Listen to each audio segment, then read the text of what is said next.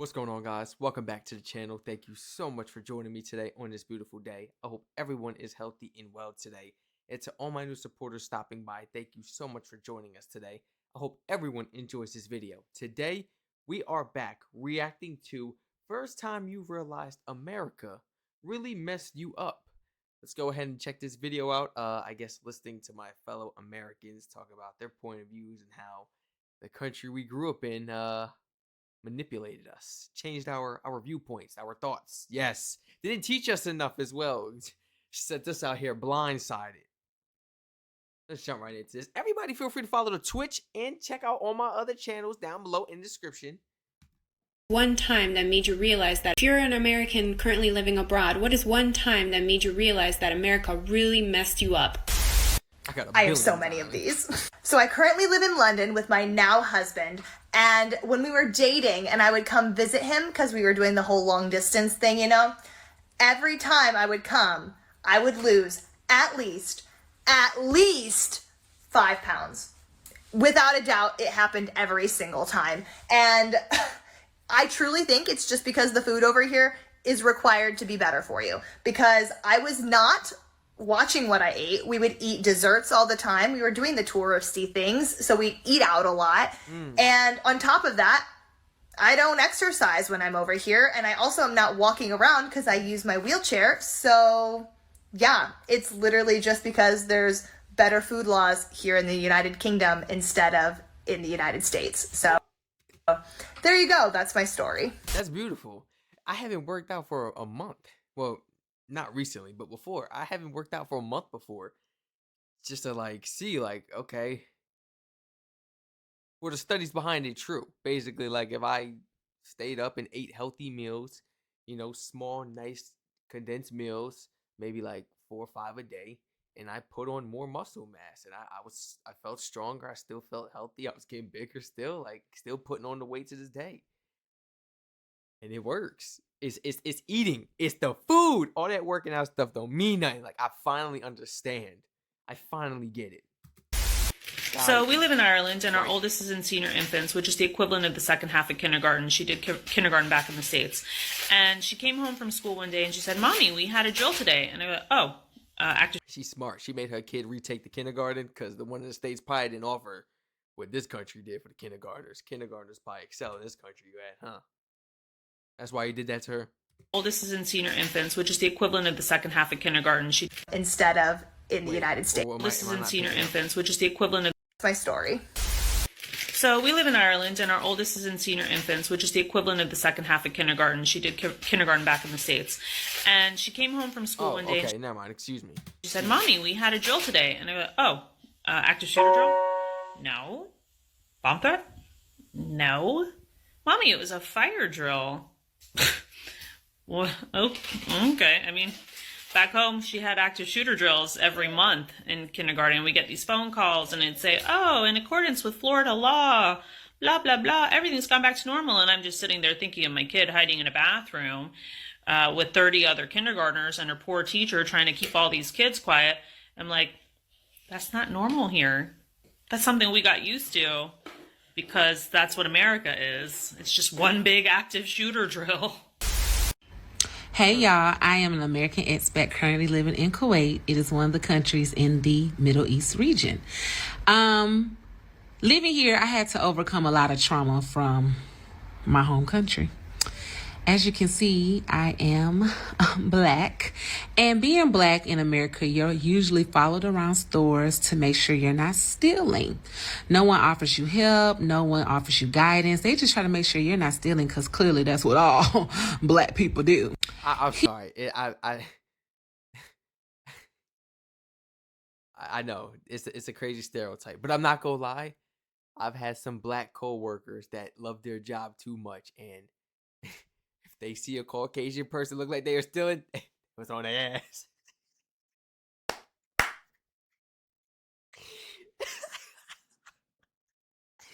So I mean, hey, it worked both ways, but I get what you mean. I've had people follow me in the store. You follow me, man? Sometimes you have to ask, you follow me, man? No. All right, go on then. You want some weird stuff. These people. And they just try to make sure you're not stealing, because clearly that's what all black people do. Here, people follow you around the stores. However, it's because of the luxury of it all. I mean, they're following you around the stores, holding your carts. They're placing things on the shelf. They're helping you get items. They're helping you try on things. And that was one of the traumas I had to overcome living here, that they don't think I'm a criminal. They just want me to be an actual customer. Oh, I got this one. So I was in Tallinn, Estonia, and I had like this really bad feeling in my chest. I felt terrible, and I thought I was having a panic attack, but I wasn't totally sure. So I went downstairs to the front desk. The hospital called an ambulance. The ambulance came. They did a bunch of tests, gave me some medicine, calmed me down, and did a whole bunch of stuff. It was all done in the ambulance, and then when we were done, they gave me some medicine to go, and they were like, okay, go rest. And then I was like, okay, but what do I owe you? Like, I live in Finland, what do I owe you? And they were like, what do you mean? And I was like, well, how do I pay for this? And they were like, oh no, this is free. And I was like, what? And they were like, yeah, no, this is free, don't worry. And then I felt really guilty for everything. No, don't feel guilty. Don't feel guilty. Enjoy it. Enjoy it. That's the blessing. Enjoy it. Before I moved to Ireland, I was there on a vacation, and the person I was with, we had a car, and we stayed at a golf resort kind of in the middle of nowhere because it was the off season, so it was actually really affordable. There was a gated front entrance to this golf resort, and there was a small little village on the other side of it. And because we were pretty far back in the property and it was January, so the weather was kind of crappy, we often would drive if we needed to run to the store for anything or to a restaurant. We became friends with the front gate attendant because we were in and out all the time. So one day we're driving to go to dinner, and I had asked him, hey, what's the legal limit for like drinking and driving here? I wasn't planning to do anything stupid, but I'm also a public health major, and knowing that Ireland is known for its drinking culture, I was curious, so I thought I'd ask. The guy looked at me completely dumbfounded. He's like, what? So I clarified the amount of alcohol you can have in your system and still legally drive. And he says, none? So my mother was a...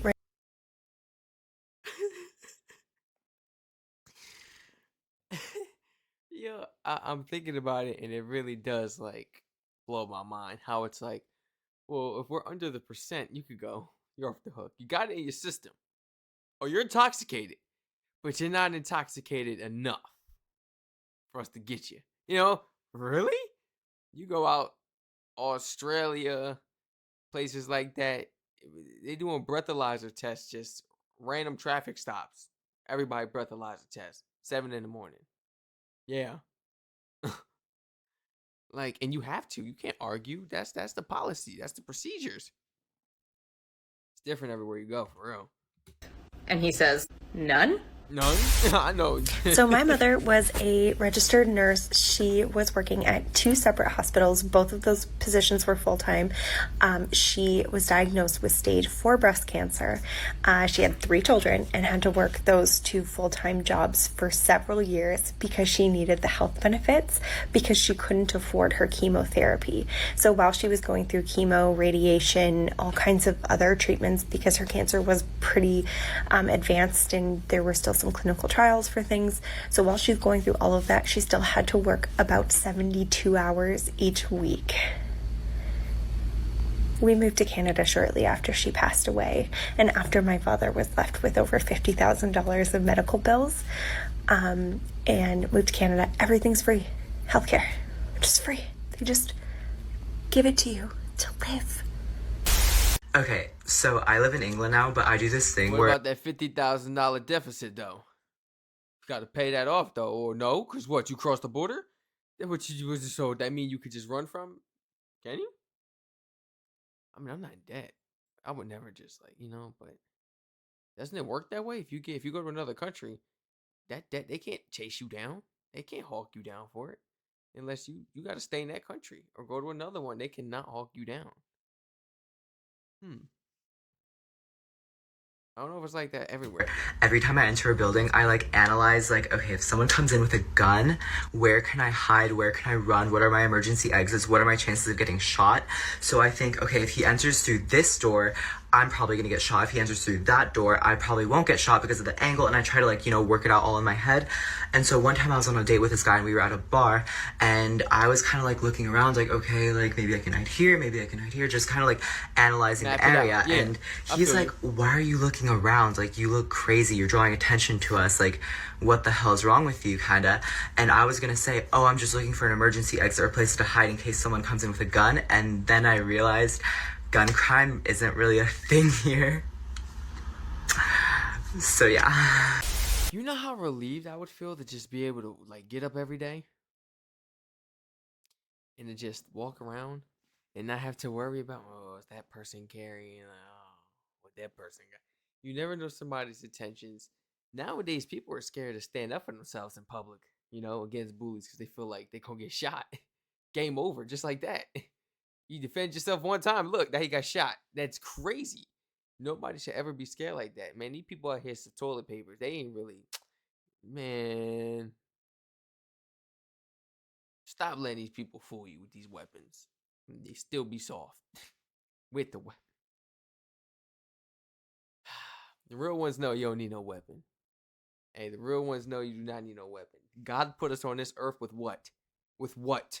We are dangerous. We are more dangerous than animals. We are some dangerous creatures. And we got this, and we got legs, feet, we got teeth that could bite. We could bite limbs off. We can't bite your own limbs off because you can feel it within the nerve system. You know your limits, but you could bite a limb off as easy as an animal can. Like, we are like creatures. I don't understand what you need a gun for.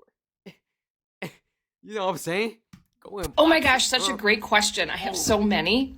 The one that sticks out of my mind right now is the first time I celebrated the 4th of July and the Kiwis were like, oh, happy 4th of July. And I'm like, yeah, suckers. We broke away from the Queen a long time ago and we have freedom and blah, blah, blah. And they were like, hold on. What freedoms don't we have? And why is it bad that other countries work together to protect each other and help each other? And America's always talking about freedom and what freedoms do you have that we don't have? And I was like, hold up. All this rhetoric that I was told my whole life, the land of the free, we need to fight for our freedom, and it's such a value in the American society. And when you think about how many countries are just as free, where does this freedom value come from? I mean, it came back from the Revolutionary War, but hello, there's a lot of countries that are free. It was eye-opening. So I'm an American who's currently living in Canada, and in 2019, I was working on a film set, and we were breaking for lunch, and I promise this isn't a joke setup, but it was an American, a Canadian, a New Zealander, and an Australian were all waiting and having lunch together. And a truck backfires. Thinking it was a gunshot, I immediately hop underneath the table and am looking around before I realize what it was. And as I slowly get up, everybody's like, what? Why is she? And the Australian goes, oh my gosh. It's that easy, huh? I know. They be like, it's because he's American. He's American. That's why. I know. It's safe to say, guys, I love y'all so much from the bottom of my heart. But it's like if you came up to me in public and it was like, Strac, or you came up fast, it would just be it would be like an on guard. But I'm very quick to realize, very quick to realize a situation and hey, you know what I'm saying? But it's just a protection. It's just like a defense mechanism that I don't know. You gain it over the time. I don't know. It's something that you just carry along throughout your life. Just make sure you're safe, because a lot of stuff happens for no reason. Make sure you're safe. For real. Man has free will in this world. Man has free will in this world. Could live a holy, faithful life, but the next person might not be. And they could undo into your life. That's why you gotta stay on guard, guys. So forgive me if you hit me from a distance first, please. But do not run. Oh my gosh, that's gonna frighten me, bro. Nah, it's gonna frighten me, bro. Don't do that. Don't do me like that, man. I gotta understand where I'm coming from. Chill. I ain't saying treat me like a soldier now with PTSD, but we do come from two different places. So maybe I could come up behind, hey, and everybody, hey, oh my gosh, the U.S. Oh, gotta go from a distance. But I'm no thug or nothing. I'm none of that. I don't have no ops or nothing. So if somebody's calling my name, I know it's love. You know what I'm saying? I know it's love. I do nothing but carry around good energy. You're an American. That's right. Yeah. So in about 2012, 2013, I lived.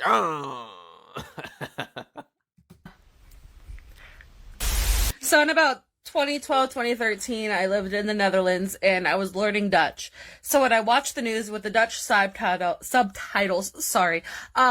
my host mom would explain to me what was going on. And I saw this priest and apparently he had been stabbed. And I'm like, oh, why is he on the news? He's been stabbed, but he's still alive. And she was talking about, like, you know, how it was a big thing because priests don't typically get stabbed, blah, blah, blah. But I'm still wondering, like, what's the big deal? And then she's like, well, Sarah, you're from America, you have guns. And I'm like, well, yeah, we have guns. And she's like, well, over here we don't have guns. So this is big news because this guy was stabbed. And I'm still sitting there like he's still alive. And that's when I realized we're a bit up. Because I was questioning why a priest being stabbed was news. Oh, I know. It's okay. Well, anybody being stabbed should be news, but out here it's guns. People scared of guns. People are scared of guns. Guys, you guys will look at me like I'm stupid because I sit here and tell you for real. Well, no, I'll tell you 100%. Nah, 100%. I'm more scared of a knife than a gun. I am more scared of a knife than a gun. I promise.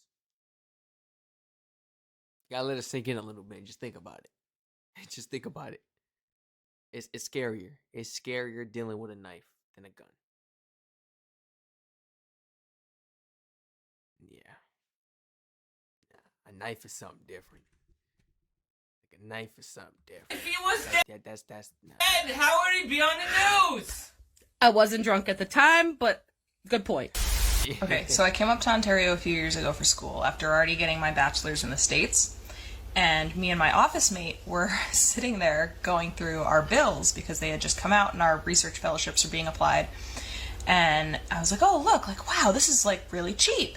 And she looks at me and she's like, what are you talking about? Especially yours. Yours is like several grand more than mine just because you're international. I was so used to paying so much for university in the States. Oh, yeah. That I thought Canadian tuition was cheap. When really it's not. Well, it goes to show you that, hey, maybe you'll be able to live comfortably in Canada. You'll live that type of life you want in Canada. Go travel and everything.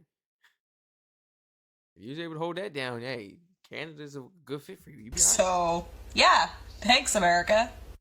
America has prepared us. It has trained us to work hard, but to find smart ways to make money, not hard ways. But there are some people that, you know, they gotta go to that 9 to 5 every day, make 15, or they gotta go and make $8 an hour, but they gotta grind out for the tips. I know. We do have people that have to go through that. We have the people that chose like a blue collar job where they wanted to go to college, you know. What I'm trying to say in the US is you gotta have a plan. You gotta have a plan. Especially since we don't have the backup. Like how y'all do, like to the slightest.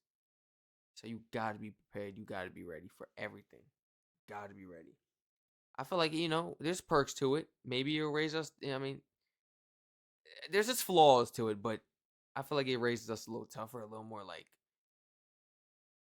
we're used to the challenges. So it's more so like, you know, quick to adapt. Once we get to another country, it's like, oh, this is really like a vacation. This is beautiful. You know, it's finally like a break in life because of like you used to go through that hard shit grind and you got to do this, that. You know, the prices is skyrocket. Like, I know. Okay, so I've got this one. No. Yeah. You tell me when I was a kid, you don't want to grow up too fast. I can still hear that crap in the back of my head like you were used to. Thanks, America. Okay, so I've got this one. So I went to South India in I like being a dope. 2013 for a school trip, and we all ate at a restaurant, and most of us got food poisoning and ended up getting really, really sick, couldn't keep anything down, vomiting, diarrhea, the whole works. There were two of us, me and another kid, that were really not doing hot. We were getting really dehydrated, and so they ended up sending us to a hospital. We took a tuk-tuk and went to the emergency room. I ended up getting 2 IV bags and spending a few hours there. And at the end, when they told me how much it was going to be when I left, they told me $9. Being an American, I was like, hold up. Bro. I'm on my knees. I'm on my hands and knees screaming, hallelujah. And everybody gonna look at me like in disgust. Yeah. Because you ain't never been hit with a $50, $60 cold fee. You ain't never been hit with a $50, $60 post fee. Oh, yeah, this too. You ain't never. And sometimes you think you got away with it. They hit you with it in the email, hit you with it through the mail. And they so desperate, there's no due dates for it either. You could pay that joint off 20 years from now. It's crazy. Hold up. Did he mean 900, 9,000, right? No. $9. $9 for medication, IV, emergency, everything. What? Now $9 is wicked. What you gonna do with $9? Yeah, $9 is that's amazing. Damn. Everybody feel free to share your honest thoughts and opinions and stories, experiences down below in the comment section. Feel free to educate me down below in the comment section as well and add on to this wonderful video that we reacted to today. First time you realized America really messed you up. All my Americans, feel free to let me know in the comment section. Anybody else coming from another country, what are some things you notice about Americans that's like, okay, you can't help it. It's just your country, not you. You know, what's done onto you, that's what all you understand. Let me teach you better. Let me just educate you, be nice. Please let me know. Any stories, personal one-on-ones with Americans or something when traveling. You was like, you can't be serious. You gotta be joking, right? No, it gets that crazy, guys. But it's not the people's fault. It's not. It's not always the people's fault. But as adults, it is your fault. Hey, go learn. Stay safe, everyone. I love y'all, and I hope to catch y'all in the next reaction video.